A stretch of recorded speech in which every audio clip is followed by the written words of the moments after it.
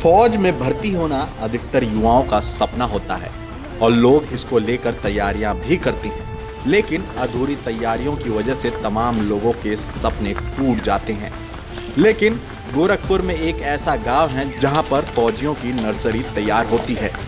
शहर से 20 किलोमीटर दूर बसा ये भीटी खोरिया गांव आज इस पाठशाला की वजह से जाना जाता है। इस गांव के बाग में सेना और पुलिस में जाने की तैयारी करने वाले युवाओं का कोई परमानेंट ट्रेनर नहीं है, लेकिन यहां से ट्रेनिंग लेकर सैनिक बने लोग और रिटायर्ड फौजी अपने आने वाले पीढ़ी को फ्री में आकर यहां ट्रेनिंग देते हैं। पिछले 12 सालों से यहां पर हर रोज सैनिक बनाने की पाठशाला लगाई जाती है।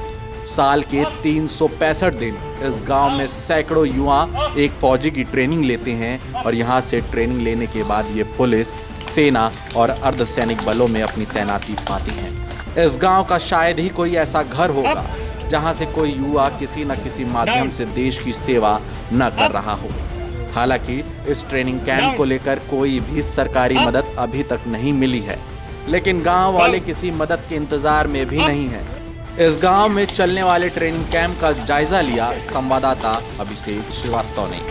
गोरखपुर से लगभग 30 किलोमीटर की दूरी पर एक ऐसा गांव है जहां पर कई गांव के नवयुवक देश सेवा करने के लिए सुबह 3:30 बजे से ही ट्रैक पर आ जाते हैं और दोपहर में 1 से 1:30 बजे के बीच दोबारा उस फील्ड पर आकर फौज और पुलिस में जाने की तैयारियां शुरू कर देते हैं। लेकिन इन जवानों का कोई परमानेंट कोच नहीं है। इनको सिखाने वाले इनके सीनियर जो इस समय डिफेंस या पुलिस भर्ती होकर देश की सेवा कर रहे हैं वही हैं। वो गांव के नौजवानों को जो डिफेंस और पुलिस में जाने की इच्छा रखते हैं उनको तैयार करते हैं, उनको ट्रेनिंग देते हैं और उनकी कमियों को दूर कर सही सलाह भी देते हैं।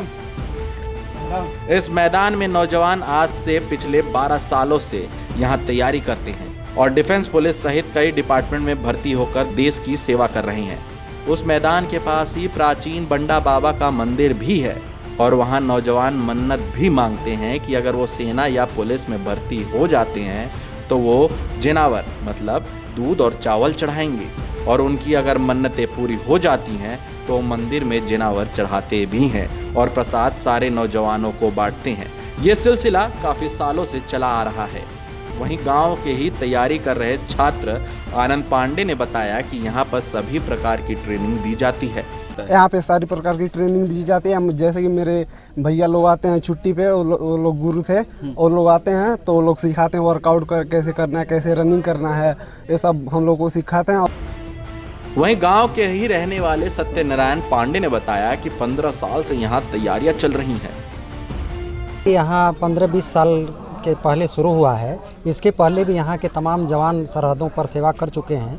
हम लोगों ने देखा कि अगर बिना तैयारी के दूसरे से जगह जा कर के अगर इस तरह से आगे बढ़ सकते हैं तो यहाँ के बच्चों में उत्साह दिया जाए, यहाँ एक दौड़ का आयोजन किया जाए, उनमें एक ऊर्जा नई भरी जाए ताकि यहाँ का उत्साह देख करके अगल बगल गांव के 10-20 किलोमीटर के भी बच्चे यहाँ आते हैं तैयारी। वहीं समाज सेवी और ग्रामीण दीपक कुलभूषण पांडे ने बताया कि यहाँ पर लगभग 15 साल से 10 गांव के बच्चे तैयारी करते हैं।